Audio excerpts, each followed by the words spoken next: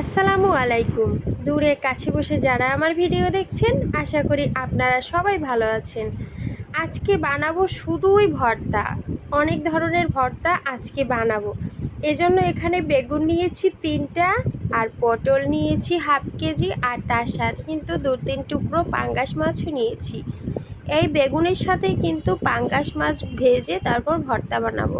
এখানে বেশি করে পেঁয়াজ কুচি করে নিয়েছি, টাকি মাছের ভর্তা বানাবো তাই। টাকি মাছগুলো ভালোভাবে ভেজে নেব। টাকি মাছগুলো কিন্তু ভালোভাবে ধুয়ে পরিষ্কার করে শুধু একটু হলুদ মাখিয়ে ভেজে নিচ্ছি। এদিকে একটা 2 কেজি ওজনের পেঁপে সেদ্ধ করে নিচ্ছি। আর এগুলো হচ্ছে ধুরি চিংড়ি মাছ, এগুলো দিয়ে কিন্তু ভর্তার সাথে দেব, পটল ভর্তার সাথে এই চিংড়ি মাছটা দেব। এগুলো এখন বেছে নেব। আর এই যে দেখুন কি সুন্দর করে টাকি মাছগুলো ভেজে নিয়েছি। ছোট ছোট টাকি মাছ, বৃষ্টির দিনে এই টাকি মাছগুলো পাওয়া যায়।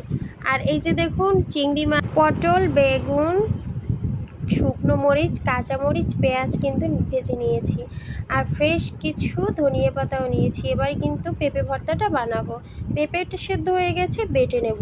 এই যে দেখুন একদম বেটে নিয়েছি। আর এখানে একটু জিরার ফোড়ন দিয়ে তার সাথে 3টে শুকনো মরিচ, দারচিনি আর এলাচ দিয়েছি। এগুলো একটু ভালোভাবে লাল করে ভেজে এর ভিতর বেশি করে পেঁয়াজ দিয়ে দেব। এখানে কিন্তু একটু বেশি করে পেঁয়াজ দিয়েছি। এটাকে কিন্তু এবার নেড়েচেড়ে হালকা একটু ভেজে নেব। আগে পেঁয়াজটা ভেজে নিলে তারপর রসুন দিলে ওটাই ভালো হয়, না হলে রসুনটা পুড়ে যায়। আর এদিকে যে এই ভর্তা রেডি করে রেখেছি এগুলো সব বেটে নেব।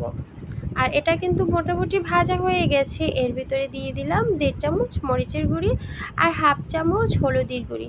এটাকে কিন্তু এবার ভালোভাবে একটু ভেজে নেব। এভাবে তেলের ওপরে হলুদ মরিচটা ভেজে নিলে গন্ধটা আর আসে না। এবার বাটা পেঁপেগুলো এর ভিতর দিয়ে ভালোভাবে নেড়ে চেড়ে নেব। দেখুন কালারটা কত সুন্দর হয়েছে। এভাবে এরকম পেঁপে ভর্তা খেতে খুব খুব মজা। যারা পেঁপে ভর্তা পছন্দ করেন না তারা এভাবে খেতে পারেন। আর এই যে দেখুন লাস্টে কত ধরনের ভর্তা বানিয়ে নিয়েছি।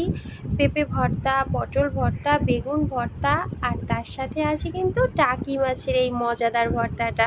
এটা কিন্তু অনেক অনেক বেশি মজা হয়েছে। আজকের ভিডিওর কোনো অংশ যদি আপনাদের ভালো লেগে থাকে তাহলে অবশ্যই একটা লাইক দিবেন, কমেন্ট করে জানাবেন। আর নিত্য নতুন ভিডিও পেতে চাইলে আমার চ্যানেলটির পাশে থাকবেন। আমার চ্যানেলটিকে প্লিজ সাবস্ক্রাইব করে দিবেন। আল্লাহ হাফেজ।